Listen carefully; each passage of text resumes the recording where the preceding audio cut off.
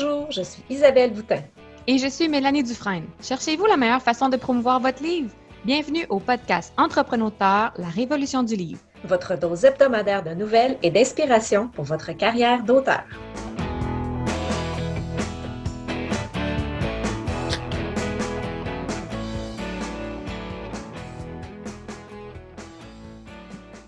Bienvenue à l'épisode 17, un épisode spécial. Bonjour Isabelle, comment vas-tu?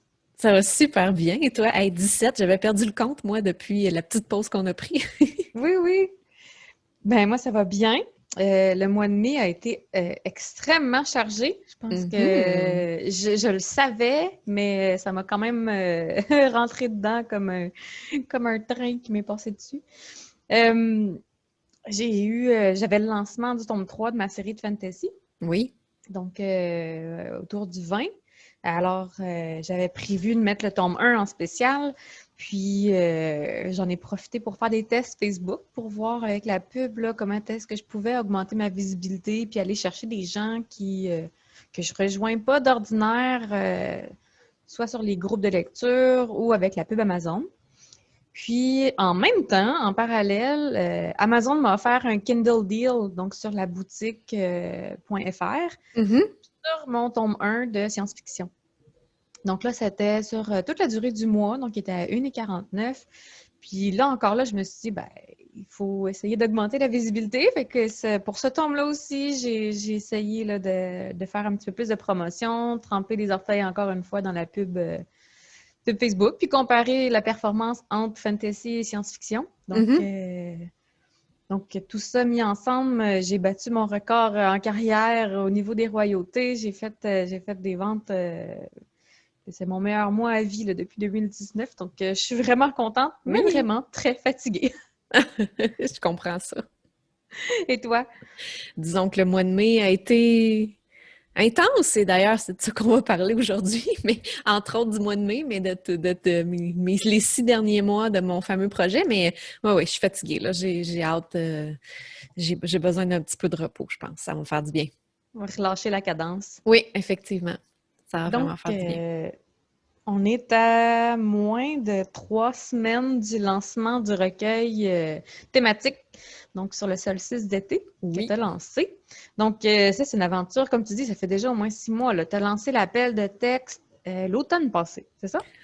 Oui, à quelque part en décembre, si je ne me trompe pas, mais il me semble que c'était un petit peu avant les fêtes. Lancer, l'idée, je ne sais pas d'où c'est venu, mais j'avais envie de faire un recueil de textes, puis je me suis dit, ça pourrait être le fun de parler du solstice d'été, parce que c'est un sujet qui est large, puis c'est une thématique qui est abordée dans différentes traditions et cultures dans le monde. Donc, ça amène beaucoup, beaucoup d'occasions, d'histoires à raconter. Donc, j'ai eu cette idée-là, puis je me suis dit, go, allons-y. Fait que lançons un appel de texte, moi et ma toute nouvelle maison d'édition qui n'avait jamais rien édité. Je me suis dit, pour démarrer, pourquoi pas partir avec plusieurs auteurs plutôt que de mettre mon énergie sur un seul ouvrage d'un auteur quelconque. Je trouvais que c'était plus risqué de faire ça que de partir avec plein de gens qui pourraient aider à faire rayonner le projet finalement. Donc, je savais vraiment pas à quoi m'attendre parce que, comme je l'ai dit, j'avais jamais rien édité avant, à part mes livres à moi, mais je veux dire, la maison d'édition était, somme toute, fraîchement née. Et, j'ai pas nécessairement un réseau de contacts d'écrivains très, très, très grand. J'en connais plusieurs, mais quand même.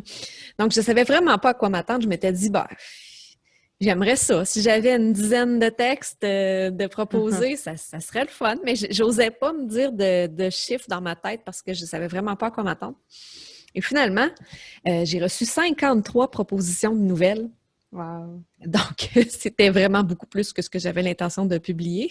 Ça, c'était simplement avec du bouche à oreille. Là. Donc, il n'y avait pas eu de promotion vraiment de ciblée ou payante ou quoi que ce soit. Là. Non, je crois pas que j'ai fait de pub aucune. Là. J'ai publié sur Facebook et j'ai publié dans différents groupes d'auteurs sur Facebook uniquement. Donc, je ne suis même pas sortie de cette plateforme-là. J'en ai même pas parlé nulle part ailleurs. bon, j'avais mon site web là, qui a certainement peut-être peut-être qu'il y a des gens qui ont rejoint l'idée par le site web, mais c'était vraiment Facebook qui a été mon grand générateur d'intérêt, disons ça comme ça. Donc, avec 53 textes, tu as dû avoir une belle variété, là, un petit peu de tous les horizons au niveau autant des auteurs que de la nature des textes. Oui, vraiment. C'était très, très varié. Puis, c'était très varié, mais d'un autre côté, avec une thématique nommée, tu sais, dans le sens que c'était pas n'importe quel sujet, il fallait que ça parle du solstice d'été. Les textes, c'est sûr qu'il y a des sujets qui se ressemblaient et j'ai eu étrangement des textes qui se ressemblaient beaucoup, dans le sens que c'était pas du plagiat, là, inquiétez-vous pas, mais je veux dire, c'était sensiblement la même histoire qu'on racontait. Donc, c'est le fun de voir que des gens peuvent avoir la même idée au même moment à différents lieux dans le monde. L'exploiter un peu différemment, mais oui, on Oui, dirait qu'on a un inconscient collectif là, dans lequel on puise tout le monde. effectivement. Fait que c'était quand même assez amusant. Mais oui, c'était très varié, puis de toutes sortes de qualités aussi, là. C'est-à-dire qu'il y avait des textes qui étaient très bons, puis il y avait des textes qui étaient moins bons. Différents niveaux d'expérience aussi au niveau des écrivains. C'est relativement tous des écrivains débutants, amateurs, si on veut, là. Très peu de ceux qui ont proposé des textes ou qui ont été retenus pour le recueil étaient des écrivains qui étaient déjà publiés. Mais je trouve ça le fun parce que justement, je trouve ça génial d'offrir cette opportunité-là à des écrivains qui aiment écrire, mais qui n'ont jamais nécessairement osé. Et là, vont se retrouver publiés là, dans un recueil de textes avec leurs textes. Là. On sent qu'il y a beaucoup de fierté là, au sein des auteurs qui participent. Puis, est-ce que tu regrettes d'avoir été aussi large dans ton appel de texte? Parce que c'est ça, tu n'as quand même pas mis beaucoup de balises à part le thème. Donc, est-ce que si c'était à refaire, là, tu le fais de la même façon ou tu changes ton approche? C'était pas nécessairement trop large, dans le sens que je trouvais ça bien d'avoir une thématique large. Par contre, j'aurais peut-être pu être plus directive à certains détails, comme par exemple sur la longueur des nouvelles, j'avais laissé beaucoup de latitude aux auteurs, donc j'acceptais entre 2000 et 10 000 mots. Et finalement, je me rends compte après coup que peut-être que la limite de 10 000 était trop élevée par rapport au texte de 2000. Donc, j'en ai pas eu beaucoup des textes longs, mais j'en ai eu quelques-uns et ils sont très bons, là, sinon je les aurais pas pris. Mais ces textes-là détonnent un peu par rapport au reste. Donc, si on lit, dépendamment des types de lecteurs qui vont lire ça, mais ça peut peut-être des fois refroidir certains lecteurs d'avoir des nouvelles plus courtes puis de tomber sur une nouvelle qui est 3 fois plus longue que l'autre qu'ils viennent de lire avant. Ça détonne un peu. Donc, après coup, je me dis, peut-être que j'aurais dû mettre une limite plus basse, un maximum plus bas. Mais pour le reste, non, je suis quand même contente d'avoir été très large parce que justement, ça a permis de toucher à plein de choses. Il y a certaines choses que j'aurais pu, par contre, préciser dans mon appel de texte, comme j'ai dû refuser un texte qui était une nouvelle érotique, donc je n'avais pas mentionné dans mes critères. C'était mentionné pour un public adulte, dans le sens que je voulais pas de texte jeunesse, absolument jeunesse, mais je voulais pas non plus de texte trop adulte. Mais je ne l'avais pas mentionné.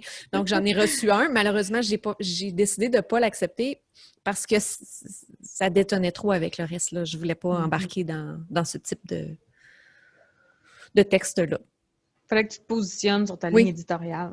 Exactement. Puis, donc, après ça, au niveau du choix des nouvelles, l'appel de texte a duré quoi, à peu près 3 ou 4 mois? Donc, de novembre à février, je pense. Puis après ouais, même pas. 2 mois environ, là, décembre et janvier. Donc, il fallait que les gens remettent leur texte pour le 1er février, si je me rappelle bien, là, de mes dates à moi, mais il me semble que c'était ça. Puis après ça, dans le processus de sélection, comment ça s'est passé? Comment t'as fonctionné? Oui, gros travail de lecture. Hein? Moi, j'ai lu tous les textes, donc les 53 textes reçus. Et je faisais une présélection, si on veut. Il y avait des textes pour lesquels j'hésitais, j'étais pas certaine parce que faut se mettre dans la tête, dans la peau d'un éditeur. C'est pas la même chose que dans la peau d'un lecteur ou d'un écrivain. Donc, moi, j'aime beaucoup de styles différents, mais j'aime pas tout non plus. Donc, des fois, c'était difficile un peu de savoir est-ce que ce texte-là, je l'aime pas parce qu'il est pas bon, ou je l'aime pas parce que c'est pas mon style. Mais quand je dis je l'aime pas, ça veut pas dire que je le déteste, mais je veux dire, ça m'accrochait moins. Donc, j'ai fait lire plusieurs des textes, pas nécessairement les 53, mais plusieurs des textes par d'autres personnes qui m'ont donné leur avis.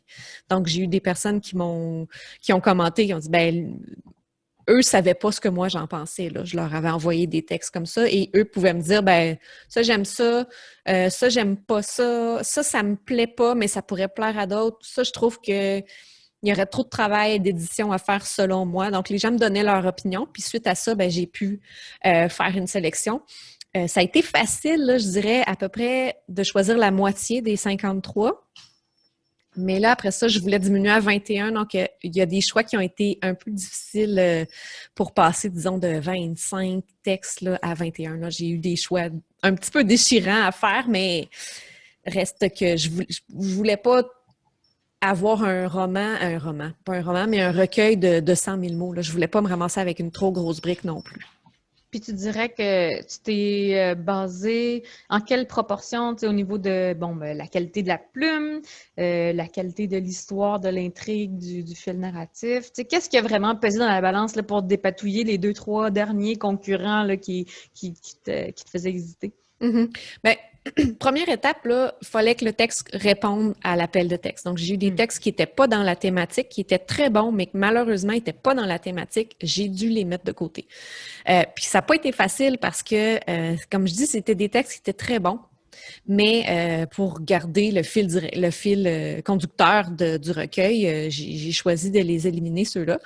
Et pour le reste, ben, il fallait qu'il y ait une histoire qui se tienne. Donc, j'ai eu des textes qui, la plume était très belle, mais l'histoire était difficile à suivre ou à comprendre. On sentait qu'il n'y avait pas de dénouement. Oui, c'est des nouvelles, mais une nouvelle, ça n'a pas un dénouement comme un roman, mais il faut quand même qu'il y ait un punch, quelque chose à la fin, une sortie. Et il y en avait qui n'en avaient tout simplement pas. Donc, ça a été aussi un grand facteur. Puis, c'est certain que la qualité de l'écriture n'est pas le premier critère, selon moi, dans ce processus-là que j'ai fait parce que je gardais dans ma tête en me disant que tout peut s'éditer.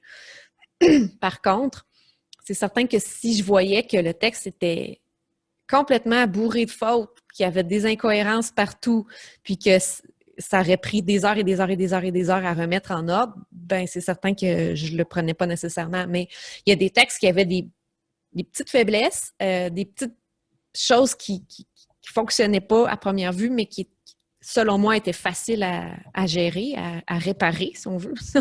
Pas vraiment une réparation, mais bon, disons ça comme ça. Ceux-là, ben, pouvaient être acceptés. Donc, tu sais, ça a été vraiment du cas par cas parce que des fois, là, l'écriture est belle, mais ça marche pas. Ou des fois, c'est le contraire. Fait que ça a été vraiment du cas par cas. Puis comme je dis, les deux, trois derniers, là, que j'ai eu à mettre de côté, ça a été vraiment difficile. Puis est-ce que... donc, après ça, il a fallu que tu contactes les auteurs. Oui. Donc, la première étape, c'était de leur annoncer la bonne nouvelle, puis qu'ils te retournent le contrat signé. Comment ça s'est passé? Ça a quand même bien été. Moi, j'avais un peu peur dans le sens que je me disais, ben, le contrat que j'avais rédigé, c'était un contrat qui était particulier, qui était sur une courte période de temps. Donc, pour vous mettre en contexte, c'est pas...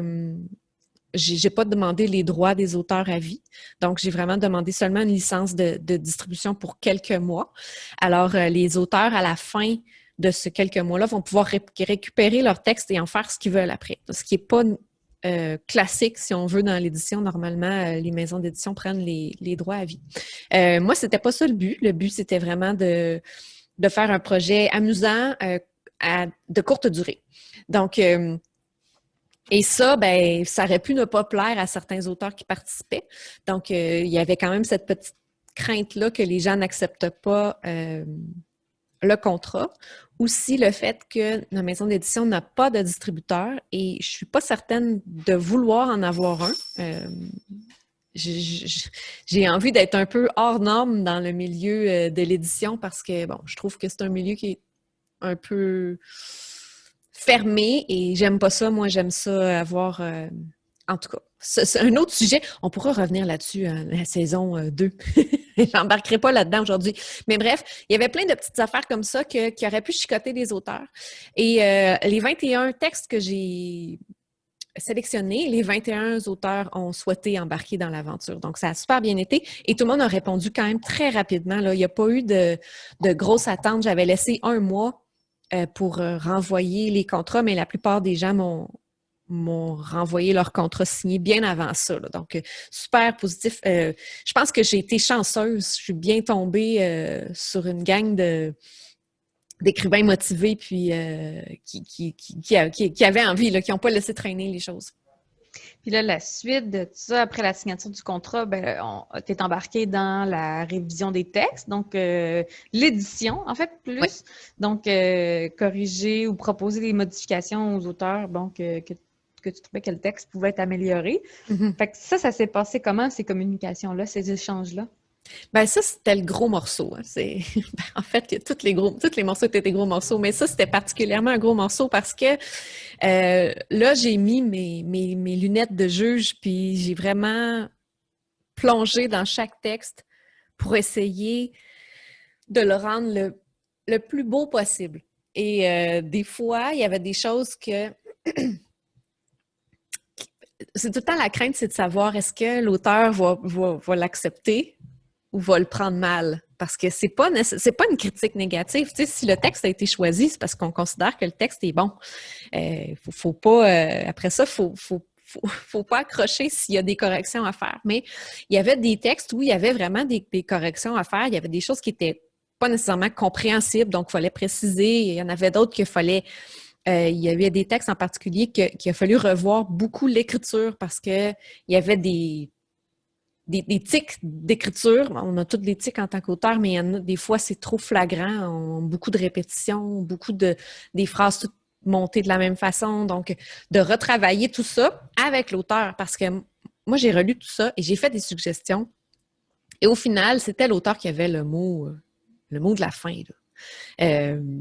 Ils avaient le choix d'accepter ou pas mes propositions, dans le sens que si eux étaient vraiment pas d'accord avec ce que je suggérais, moi, je parlais pas de français ici, là, c'est-à-dire que j'ai pas révisé à cette partie-là, on révisait pas les fautes, malgré que si j'envoyais, je les corrigeais, là, je suggérais les corrections, mais c'était pas ça mon but. Le but, c'était vraiment d'améliorer le texte. Et non, ça s'est super bien passé. Les auteurs très, très gentils, très collaboratifs, là. Il y en a quelques-uns on a argumenté certaines fois là, pour des choses que je ne suis pas tout à fait d'accord avec ta proposition, je le ferais plutôt comme ça. Donc, on a travaillé vraiment en équipe et ça s'est super bien passé. C'est sûr que ça a demandé beaucoup de temps. Donc, l'avoir réfléchi comme il faut avant, peut-être que j'aurais conservé un peu plus de temps dans ma tête pour cette période-là. Quitte à donner moins de temps pour répondre au contrat, parce que j'avais tout prévu des dates d'échéance dans ma tête, mais finalement, on se rend compte que des fois, c'est un peu plus long que ce qu'on avait prévu. Et cette partie-là était une partie quand même assez importante et très importante dans le recueil comme tel et assez longue. Parce qu'on ne peut rien faire d'autre pendant qu'on fait ça. On ne peut pas avancer sur tout le reste. Oui, parce que là, après ça, donc, tu as 21 personnes de qui tu attends le retour, que tu échanges. Ouais. Des fois, ça peut être une partie de ping-pong. Mais après ça, le recueil, ce n'est pas que les textes. Il y a d'autres choses dans le recueil. Tu avais un avant-propos, tu avais la mise en page de tout ça. Fait que comment tu as coordonné ça? Bien, c'est ça. Il y avait beaucoup d'étapes. Hein. Là, les textes, chaque auteur avait son texte. Chaque auteur devait me fournir une biographie aussi pour inclure dans le recueil. Et moi, je voulais écrire un petit texte, un petit avant-propos là, qui explique un peu le processus de ce recueil-là. Là. Bref, comment c'est venu l'idée, puis tout ça. Et moi, je m'étais dit, l'avant-propos, ça presse pas. Je vais le rédiger plus tard. Puis là, à un moment donné, je me suis rendu compte que, moi, j'ai engagé une réviseur, en tout cas, pour faire la correction comme telle, linguistique. Et ben, c'est sûr que si j'y envoie un document qui n'est pas complet, ben, elle va corriger juste ce qu'il y a dans le document. Elle ne corrigera pas ce qui n'est pas là. Fait que, petite erreur de débutant, mais c'est correct. Puis comme c'est la même chose pour la 4e de couverture, si je ne l'ai pas rédigée, ben, je ne peux pas la faire réviser. Donc, il faut vraiment il aurait vraiment fallu que je m'assure d'envoyer le document complet à la réviseur en un coup. Et d'ailleurs, pour respecter mon échéancier que je m'étais mis, il a fallu que j'envoie le recueil en 2 parties parce que il y avait certains auteurs qui ne m'étaient pas revenus. Donc, j'avais, je pense que c'était 5 auteurs sur 21, en tout cas, quelque chose comme ça, qui me sont revenus un peu plus tard que ce que j'avais prévu, pas que ce que je leur avais dit, là, parce que tout le monde a respecté ce que je demandais. Mais moi, dans ma tête, c'était pas ça que j'avais prévu. Donc, je me suis dit, ben tant qu'à ça, je vais y envoyer une partie. Elle a commencé à travailler sur une partie, puis quand l'autre partie était prête, j'ai envoyé la 2e partie. Mais chanceuse, je suis tombée sur quelqu'un qui était capable de s'adapter à ça. Mais je pense que ça aurait été une bonne idée de ma part de prévoir un peu plus de temps pour ça, comme je disais tantôt, un peu plus de temps pour la révision artistique, pour pouvoir avoir un document complet pour l'envoyer à ma réviseuse linguistique après. Fait qu'on parle d'une différence de combien de temps à peu près? Mettons, tu avais budgété 1 mois, puis ça a pris 1 mois et demi ou plus Oui, à que peu ça? près. À peu près. Okay. Peut-être 2 semaines là, 10 jours, 2 semaines. C'est pas de temps, c'est pas beaucoup. Oh. Mais quand on fonctionne avec une date de lancement précise qui est non négociable, là. Je veux dire, le 21 juin, les gens vont recevoir, ceux qui ont acheté leur copie électronique vont l'avoir dans leur boîte le 21 juin. Ceux qui ont reçu leur copie papier, elle va être ceux qui ont commandé leur copie papier vont être dans la poste le 21 juin. Mm-hmm. Peut-être même qu'ils vont l'avoir reçu. Donc, c'est non négociable. Donc, dans ce temps-là, il faut se laisser un peu de marge de manœuvre, là, parce que sinon, on va virer fou. Donc, mais somme toute, tu as réussi à respecter ton calendrier, là, parce que la promotion a commencé en temps. Donc, tu avais débuté début mai. Donc, tu t'es donné 2 mois, 1 mois et demi, 2 mois. Oui. Dans le fond, au moment où les textes n'étaient pas encore partis chez la réviseur, j'ai commencé à faire de la publicité pour le lancement. Donc, on n'avait même pas un livre fait, préparé là, quand on a commencé à faire le lancement, à faire de la promotion. Donc, l'idée derrière la promotion, c'était de se servir des 21 auteurs participants pour qu'eux puissent nous aider à diffuser dans leur réseau. Parce que, comme je disais, on est une petite maison d'édition, on ne sera pas dans les librairies, donc on ne peut pas compter sur la grosse machine pour faire vendre des livres. Alors, on compte vraiment sur la collaboration des auteurs qui deviennent un peu les ambassadeurs du recueil et qui vont en parler autour d'eux et qui vont en vendre autour d'eux. Mais quand je dis d'en vendre, je ne veux pas dire de tanner tout votre voisinage pour qu'ils vous achètent un livre, mais je veux dire d'en parler, juste d'en parler. Alors, l'idée, c'était que tous les jours pendant le mois de mai, du 1er au 21 mai, je présentais un des auteurs participants au recueil avec une photo, avec un texte de description et avec le titre de leur nouvelle. Et eux, avec cette information-là, pouvaient la diffuser dans leur réseau. Et là, c'était là que l'idée, ça venait que ça générait du mouvement, puis des ventes dans la boutique. Et ça a très bien fonctionné. Ça a généré des ventes dans la boutique.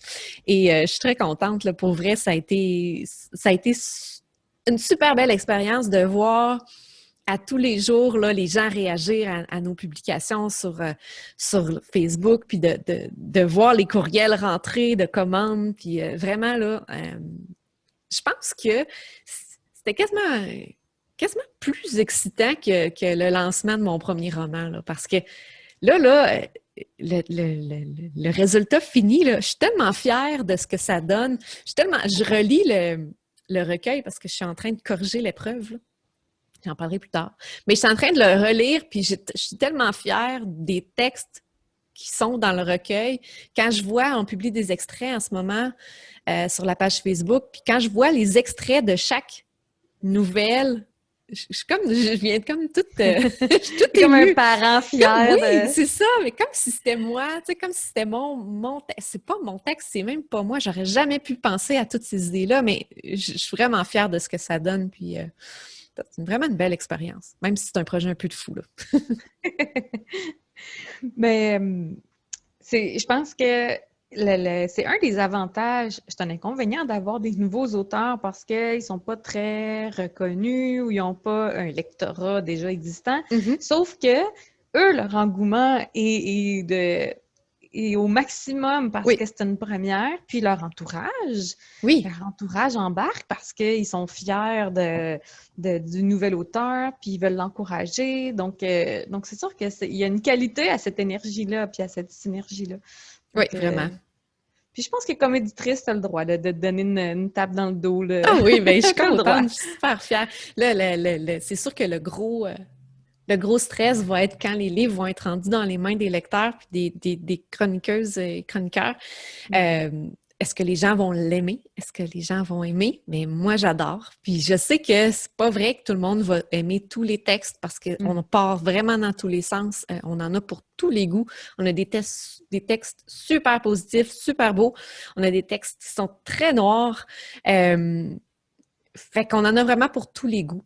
Donc, c'est certain que ce serait étonnant que quelqu'un dise j'ai aimé les nouvelles de A à Z, là, je les ai toutes adorées. Non, je rêve pas à ça, mais si au moins on peut plaire à plusieurs personnes, que plusieurs personnes peuvent se rejoindre à travers plusieurs textes, ça va être vraiment un beau succès pour moi, là. Là, tu nous as parlé de l'épreuve. Donc, après la révision, Ouais. donc la réviseur t'a redonné une version corrigée. Après ça a été la mise en page. Donc, le Oui, graphisme, jumeler tout ça d'un couvert à l'autre. oui. Et ça, c'est Comment pas ça qu'une petite s'est tâche. comment ça s'est fait, là, l'exécution, la coordination? Parce que je pense que tu l'as fait toi-même, c'est ça? Oui, parce qu'il faut savoir que moi, dans mon travail, dans mon expérience de travail, j'ai une formation en infographie, donc je suis capable de faire ça. Je l'aurais pas nécessairement fait moi-même si j'avais pas eu toutes ces notions-là, parce que c'est ça, c'est un gros morceau, là, la mise en page, puis s'assurer que tout soit beau, que tout soit parfait, que le texte, choisir la bonne police de texte, la bonne grosseur de recueil, faire le montage de la page couverture. Ça a été tout qu'un événement parce que moi, j'étais partie avec une idée, puis j'ai eu l'idée, un peu folle peut-être, de demander l'avis aux auteurs qui participaient au recueil. Et ça, c'était une bonne idée en soi parce que je considère toujours, moi, j'aime ça avoir l'avis des gens. Je suis quelqu'un d'équipe comme ça, tu sais, j'aime ça. J'aime pas ça avancer toute seule dans mon coin puis bâtir quelque chose toute seule sans avoir eu l'avis des autres. Mais avoir l'avis de 21 personnes différentes, C'était trop. c'était peut-être trop. Puis, ben là, c'est sûr que, c'est super beau. Ah non, moi, j'aime pas ça. As-tu pensé à faire ça comme ça? Ah, j'aime pas telle affaire. J'aime pas telle couleur. J'aime pas telle police. Fait que là, tout le monde y donnait de son avis. Alors, c'était correct. Je pense que ça m'a aidé à bonifier la couverture, mais c'est certain que j'aurais pas pu avoir l'unanimité. Donc, c'était impossible. Je veux dire, ça se peut pas. Ça se peut juste pas. Et donc, je suis partie des suggestions des auteurs et suite à ça, j'ai retravaillé, j'ai refait quelque chose de mieux, je pense. Et après ça, j'ai demandé les avis à des amis, mes lecteurs. Parce que des amis qui n'avaient pas d'implication émotive là-dedans pour savoir, ben vous, là, dans une librairie, là, est-ce que vous prendriez ce livre-là?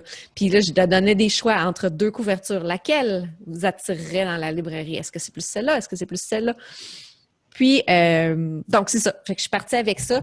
Puis, ces amis-là et mon conjoint m'ont aidé à faire le choix final qui est maintenant affiché là, sur notre site web, sur notre page Facebook, sur Instagram. Bref, c'est l'image officielle. Je pense que c'est la bonne chose à faire de consulter autour de nous. Tu vois, moi, quand j'ai fait faire mes premières couvertures de science-fiction, j'ai consulté quelques personnes, un ou deux lecteurs, mes bêta-lecteurs, mais pas de façon très exhaustive. Puis au final, j'ai un peu regretté mon choix. C'était correct, là, mes couvertures m'ont bien servi. Mais là, ce printemps, je suis en refonte. Mhm. Donc, je suis en train de recouvrir la trilogie. Puis, à chaque fois, là, tu vois, j'ai eu le 1, là, je viens de recevoir le 2. Puis, à chaque fois, je les ai soumis à deux. Ben, mon frère qui a un diplôme en art plastique, puis en design industriel. Je l'ai soumis à une amie qui a un bac en graphisme, puis je l'ai soumis à un autre collègue qui, elle aussi, a fait des arts et lettres. Puis, donc, les trois ensemble, il y avait vraiment... Tu sais, il y en a un qui me parlait de proportion, il y en a un autre qui me parlait de couleur, puis Mhm. l'autre de placement, de positionnement. Donc, je pense que avec deux, trois petites retouches. Là, les couvertures que j'ai là, je suis super satisfaite. Là, Mhm. je les adore. Fait que, je pense que de demander, justement, moi, je me suis tournée plus vers des gens, des artistes là, pour Ouais. cette fois-ci parce que je savais, je faisais affaire avec une entreprise de graphisme vraiment spécialisée dans les couvertures de science-fiction et fantasy. Donc, à ce niveau-là, j'avais pas de doute, j'avais pas Mhm. d'inquiétude. Puis j'avais fait mon étude de marché, je leur avais suggéré 3 ou 4 couvertures pareilles, similaires à ce que je cherchais. Ouais. Donc, tu sais, je savais déjà que le canevas était bon. Là. Je voulais juste vraiment le point de vue artistique. Genre, je veux que les gens le regardent et fassent Oh! Oui. Donc, c'est ça. Je pense que c'est important de consulter les gens. Puis, tu as bien fait. Surtout d'offrir un choix A-B. C'est de ne pas dire Oui. voici 12 choix. Ça rouvre la porte à trop de suggestions. Non, c'est ça. Mais il faut s'attendre que quand on demande l'avis des autres, ça peut retarder le processus, puis ça peut aussi nous mêler plus qu'autre chose. Donc, il faut rester conscient de ça. C'est bien de demander l'avis quand on est bloqué, tu sais. Ouais. Je pense que quand on n'arrive pas, là, nous, là, à décider, ben, là, d'aller voir ailleurs, mais c'est pas toujours la bonne chose à faire. Donc, ça dépend vraiment des circonstances et du temps qu'on a devant nous. Mais somme toute, je suis contente. Puis là, suite à ça, bon, ben, le montage se faisait. Je ne pouvais pas le faire avant d'avoir eu les textes corrigés parce que ça ne servait absolument à rien. Donc, une fois avoir reçu les textes corrigés, j'ai fait le montage. Après ça, il fallait que je fasse vérifier si toutes les informations étaient là. Parce que des fois, quand on passe d'un document Word, qui était le document de correction, si on veut, à un document de mise en page, dans ce cas-ci, c'est InDesign, il peut arriver des petits glitches, comme on dit, des pages qui sautent, des textes, des phrases qui sautent, toutes sortes de petites erreurs des fois qui peuvent arriver en manipulant le document.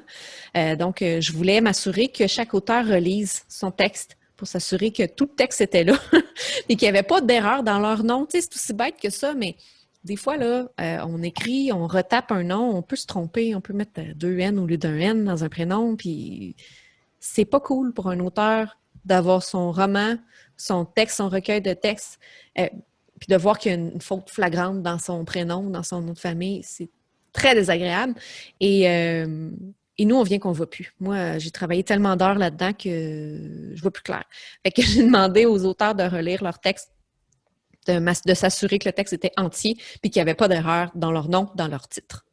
Le reste, ben, c'est du bonbon. Là. Je veux dire, s'ils découvraient d'autres affaires, tant mieux, mais c'était pas ça le but. C'était vraiment de s'assurer que tout était là. Et ensuite, moi, je l'envoyais à l'imprimeur.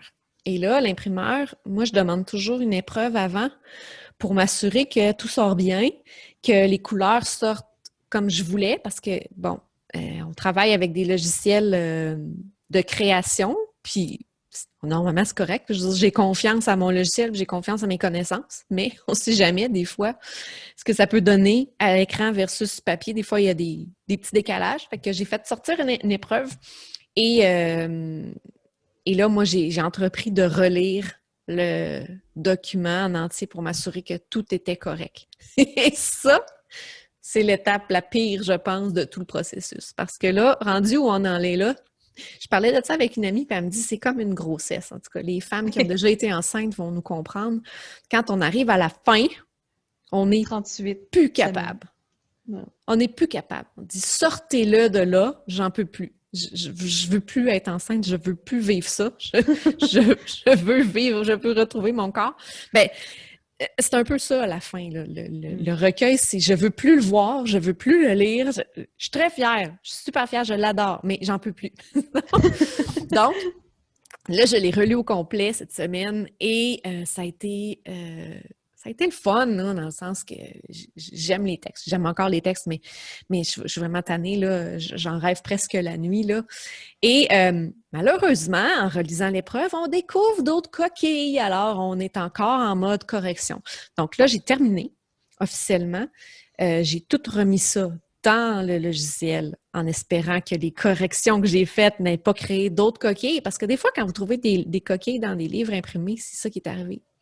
C'est que il y a eu une correction d'épreuve qui a été faite, puis suite à ça, ça a généré un décalage, mettons, d'une ligne sur une autre page, ou ça a généré qu'une virgule qui a sauté, ou un point. Des fois, il y a un point qui manque.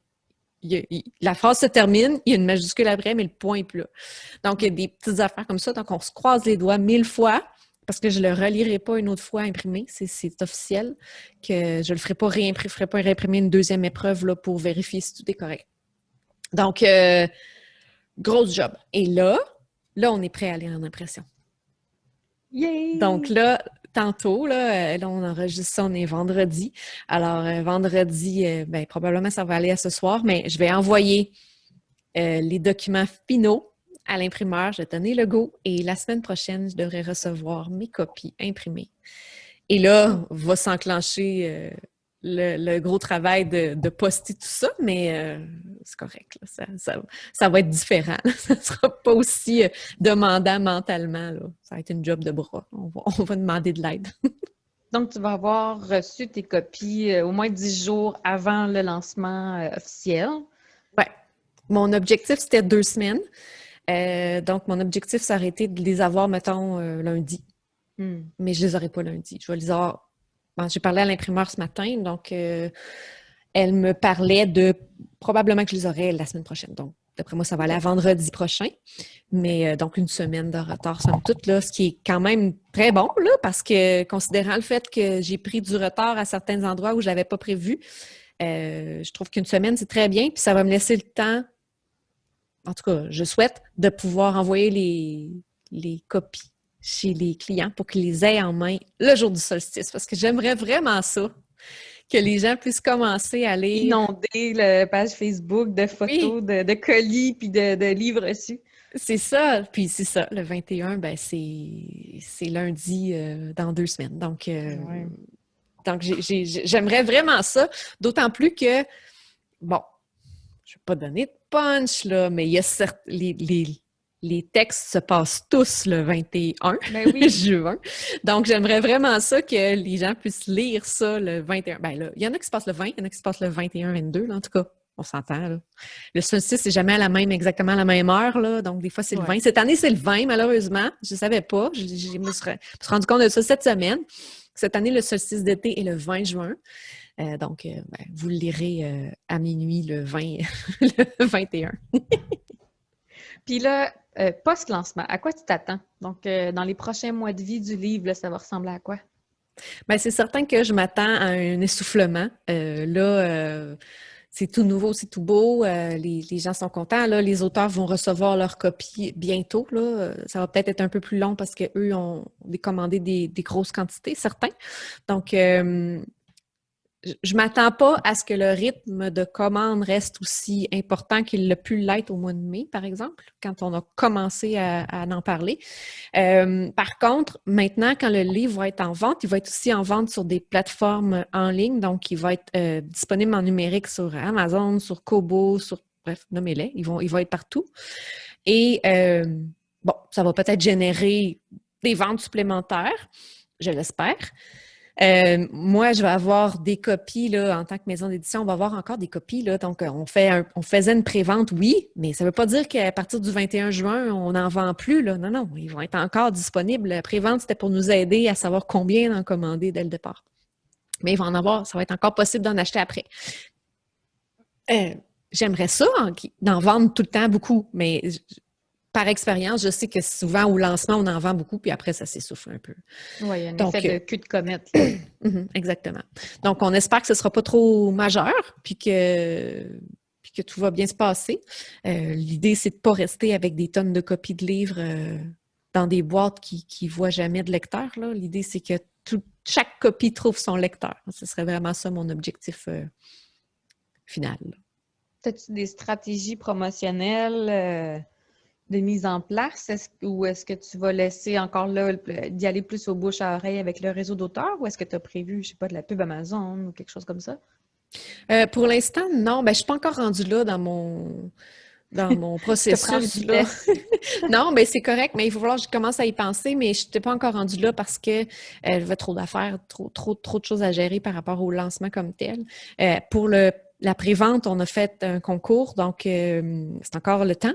D'ailleurs, là, jusqu'au 21 juin, de commander un exemplaire, que ce soit numérique ou papier, et de courir la chance de gagner une liseuse Kindle. Donc, je pense que ça l'a donné le goût à certaines personnes qui n'auraient peut-être pas commandé le recueil. Ils ont fait « Ah, ben, tu sais, c'est pas cher payé pour courir la chance de gagner une liseuse, là, fait que je vais m'essayer. » Fait que ça a été une bonne idée, je pense. Donc, le tirage, ça va être le jour du solstice. Fait que j'ai bien hâte de voir qui va se mériter la liseuse. Mhm. Puis ça va aussi faire quelque chose à annoncer le jour même, là, donc pour Oui. continuer, faciliter les communications, puis donner un prétexte là, à communiquer avec les gens. Mhm. Ben, c'est sûr qu'à chaque étape, là, chaque grande étape, là, j'essayais de verbaliser cette étape-là. Donc, telle affaire s'est passée, telle autre affaire s'est passée. Comme là, quand je vais aller chercher les copies chez l'imprimeur la semaine prochaine, ben c'est certain que je vais publier, là, puis que je vais prendre des photos des grosses boîtes, puis on va être énervés, là. Ça va être vraiment un beau moment. En rétrospective, qu'est-ce que tu aurais aimé savoir avant de te lancer dans ce projet-là? Ben, je sais pas si c'est des choses que j'aurais aimé savoir, mais tu sais, l'y avoir pensé avant, je pense que de me laisser plus de temps. J'avais demandé des textes pour le 1er février, donc ça laissait quelque chose comme 5 mois, si on veut, avant le lancement du livre. C'est peut-être un peu serré. On va se le dire. C'est peut-être un peu serré. Donc, tu sais, d'avoir quelques mois de plus, là, ça aurait été bien apprécié. Première affaire. Deuxième affaire, j'arrive 21 personnes. C'est beaucoup de monde. Je me rends compte à quel point que la communication est importante, c'est-à-dire c'est important d'être super précis quand on communique des choses parce que les questions vont fuser de toutes parts. Et c'est pas parce que c'est écrit dans le contrat que les gens vont s'en rappeler.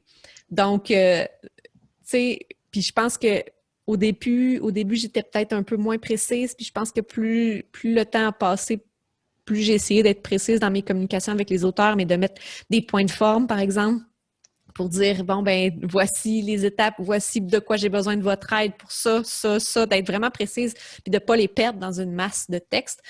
Parce que, oui, il y a des choses qui étaient écrites dans le contrat, puis je me faisais poser toujours les mêmes questions. Donc, je me rends compte que le contrat a été lu, mais vite oublié. Donc, ouais, l'émotion. oui, donc de rappeler les informations importantes au moment important, puis d'être peut-être un peu plus de donner un peu plus une idée de l'ordre dans lesquels les choses vont se passer. Je l'ai fait, mais je pense que c'était peut-être pas assez clair. Donc, ouais, c'est plus au niveau de la communication avec les auteurs participants. Il y a aussi le fait que j'avais des auteurs canadiens et des auteurs français et on n'a pas nécessairement la même façon de travailler d'un continent à l'autre. Puis ça, c'est correct. Mais c'est aussi que je me suis rendu compte que c'était un peu trop complexe au niveau de la distribution. Donc, ouais, une prochaine fois, là, c'est malheureux, mais je ne pourrais pas accepter d'auteurs ailleurs qu'au Canada parce que, comme là, je suis obligée de faire affaire avec 2 imprimeurs différents, ça complique beaucoup les choses. Et c'est ça. Je pense que c'est parmi les petites choses que j'ai appris, là, ça serait ces 2 points-là les plus importants. Puis là, on parle de prochaine fois. As-tu quelque chose à annoncer à nos auditeurs? Oui! Ça a été une grosse affaire. J'ai été super stressée par moments. J'ai été super dans le jus par d'autres moments. Et il faut croire que j'aime ça parce que je me relance encore dans le même projet. Et je me donne pas beaucoup plus de temps. un mois de plus. Donc, un mois de plus, c'est déjà ça. Alors, j'ai lancé l'appel de texte pour un recueil pour le solstice d'hiver cette fois, donc qui sera publié le 21 décembre 2021. Et 2-1-1-2-2-1. Ça va être beau, Wow! cette date-là. Hein? Moi, j'aime ça quand tu tous des chiffres pareils. Et pour ce recueil-là, ça va être un peu différent. Donc, comme je le disais, malheureusement, je ne pourrais pas accepter d'auteurs à l'extérieur du Canada parce que c'est trop complexe pour la gestion de la distribution. Puis aussi, quand on va venir le moment des paiements, des redevances, ça va être plus compliqué aussi. Ben, plus compliqué. En tout cas, il y a toute la question de changement de devise. Et donc voilà. Et aussi, j'ai été un peu plus précise dans mes demandes. Donc, j'ai appris de mes erreurs.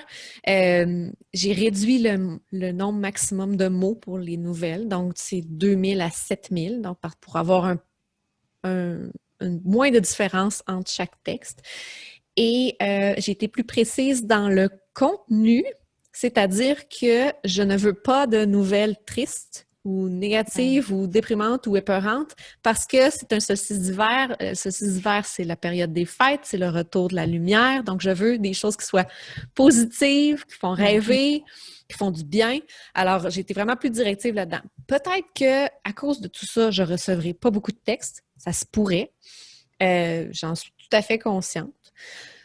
Mais je suis prête à prendre le risque parce que j'ai envie de mener ce projet-là un peu différemment des autres. Donc, c'est ça. Alors, je me suis donné un mois de plus, donc ça veut dire qu'au lieu d'être, mettons, le 1er août, la date de réception maximum des textes, c'est le 1er juillet. Donc, c'est quand même assez bientôt. Alors, si ça vous tente, c'est le temps, là, parce qu'après, il va être trop tard. Ben, c'est le fun. Puis là, ben, penses-tu recruter de l'aide? Ouais, ben là, c'est ça. Moi, comme j'en parlais tantôt, j'ai eu de l'aide pour faire les choix des textes. J'ai aussi eu une personne qui m'a aidé à faire une première révision au niveau du texte comme tel, là, au niveau du français, là, avant d'aller chez la réviseur. Donc, quelqu'un qui m'a aidé à ce niveau-là. Mais je me rends compte que c'est une grosse job de bras, mener ça tout seul, d'avoir toutes les décisions à prendre, d'avoir toutes les communications à faire. Oui, il y a des choses que je peux déléguer, c'est-à-dire que je ne serais pas obligée de faire le montage moi-même, mais rendu là, oui, c'est une grosse étape, mais pas tant que ça. C'est pas ça qui fait une grosse différence dans tout le temps que j'ai mis. Donc, éventuellement, je pense peut-être changer le mode d'opération de ma maison d'édition pour en faire une entreprise collective. Je suis encore en état de réflexion, mais c'est quelque chose que j'ai en tête, c'est quelque chose qui me fait envie. Moi, j'ai pas envie de devenir une maison d'édition comme toutes les autres maisons d'édition.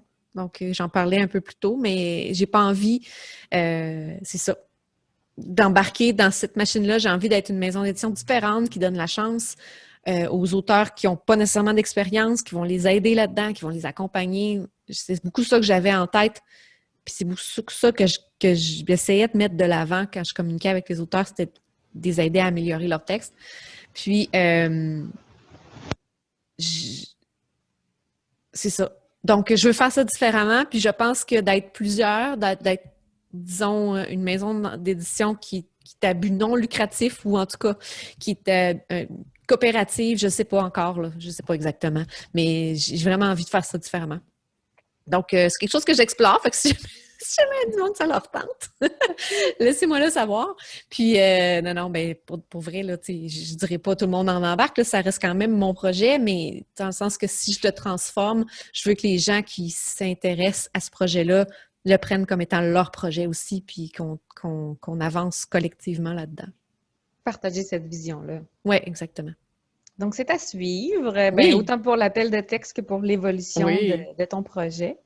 Mais merci beaucoup pour ce retour-là. J'espère qu'on va inspirer des gens soit à soumettre des textes ou à partir d'autres initiatives semblables parce que je pense que la beauté de la chose, c'est d'être tout le monde ensemble puis de collaborer puis de s'aider parce qu'on sait que le métier d'écrivain, c'est solitaire, mais la publication en elle-même n'a pas besoin de l'être.